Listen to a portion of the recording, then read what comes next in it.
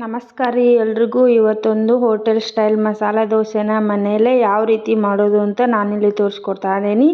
ಒಂದು ಬಾಣಲಿಲಿ ಎಣ್ಣೆ ಹಾಕ್ಕೊಂಡು ಅದಕ್ಕೆ ಸ್ವಲ್ಪ ಕಡಲೆಬೇಳೆ, ಸ್ವಲ್ಪ ಉಳ್ಳಾಗಡ್ಡಿ, ಬೆಳ್ಳುಳ್ಳಿ ಹಾಕ್ಕೊಂಡು ಚೆನ್ನಾಗಿ ಫ್ರೈ ಮಾಡ್ಬೇಕ್ರಿ. ಅದಕ್ಕೆ ಸ್ವಲ್ಪ ಪುಟಾಣಿ, ಜೀರಿಗೆ ಹಾಕ್ಕೊಂಡು ಫ್ರೈ ಮಾಡ್ಕೊಂಡು ಆಮೇಲೆ ಒಂದು ಮಿಕ್ಸಿ ಜಾರಲ್ಲಿ ಇದನ್ನು ಟ್ರಾನ್ಸ್ಫರ್ ಮಾಡ್ಕೊಂಡು ಅದಕ್ಕೆ ಸ್ವಲ್ಪ ಖಾರದ ಪುಡಿ, ಸ್ವಲ್ಪ ಉಪ್ಪು ಹಾಕ್ಕೋಬೇಕ್ರಿ. ಇದು ಕೆಂಪು ಚಟ್ನಿ ರೆಡಿ ಆಗುತ್ತೆ. ನೀವು ಬೇಕಾದರೆ ಅದಕ್ಕೆ ಬ್ಯಾಡಗಿ ಮೆಣಸಿನ್ಕಾಯಿ ಹಾಕ್ಕೋಬೋದು. ಇದಕ್ಕೆ ಸ್ವಲ್ಪ ಒಂದು ಬಾಣಲಿಲಿ ಎಣ್ಣೆ ಹಾಕ್ಕೊಂಡು ಅದಕ್ಕೆ ಸ್ವಲ್ಪ ಜೀರಿಗೆ, ಸಾಸಿವೆ ಹಾಕ್ಕೊಂಡು ಸ್ವಲ್ಪ ಉಳ್ಳಾಗಡ್ಡಿ ಹಾಕ್ಕೊಂಡು ಸ್ವಲ್ಪ ಮೆಣಸಿನ್ಕಾಯಿ ಹಾಕ್ಕೊಂಡು ಚೆನ್ನಾಗಿ ಫ್ರೈ ಮಾಡ್ಕೋಬೇಕ್ರಿ. ಆಮೇಲೆ ಸ್ವಲ್ಪ ಉಪ್ಪು ಹಾಕ್ಕೊಂಡು ಸ್ವಲ್ಪ ಅರಿಶಿನ ಹಾಕ್ಕೊಂಡು ಚೆನ್ನಾಗಿ ಫ್ರೈ ಮಾಡ್ಕೊಂಡು ಅದಕ್ಕೆ ಸ್ವಲ್ಪ ನೀರು ಹಾಕಿ ಒಂದು ಕುದಿ ಬರೋವರೆಗೂ ಬೇಯಿಸ್ಕೋಬೇಕ್ರಿ. ಆಮೇಲೆ ಈ ರೀತಿ ನೀರು ಹಾಕಿ ಸ್ವಲ್ಪ ಆಲೂಗಡ್ಡೆನ ಕುದಿಸ್ಕೊಂಡಿದ್ದನ್ನು ಹಾಕಿ ಸ್ವಲ್ಪ ಕೊತ್ತಂಬರಿ ಸೊಪ್ಪನ್ನು ಹಾಕಿ ಚೆನ್ನಾಗಿ ಮಿಕ್ಸ್ ಮಾಡ್ಕೋಬೇಕ್ರಿ. ಆಲೂಗಡ್ಡೆ ಪಲ್ಯ ರೆಡಿ ಆಗುತ್ತೆ.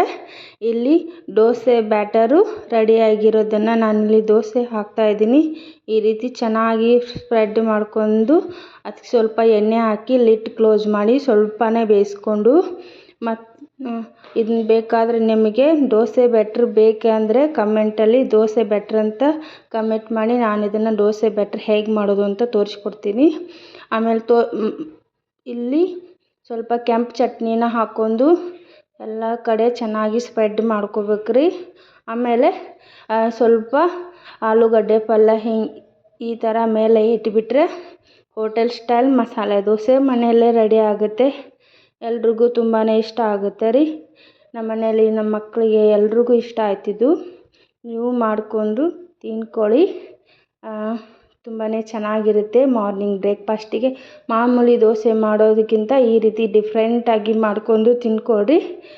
ನಮ್ಮ ವಿಡಿಯೋ ಇಷ್ಟ ಆದರೆ ಲೈಕ್ ಮಾಡಿರಿ ಮತ್ತು ಶೇರ್ ಮಾಡಿರಿ. ನಮಗೆ ಸಪೋರ್ಟ್ ಮಾಡಿರಿ. ನಮಸ್ಕಾರ ರೀ. ಇನ್ನು ಮಸಾಲೆ ದೋಸೆ ರೆಡಿ.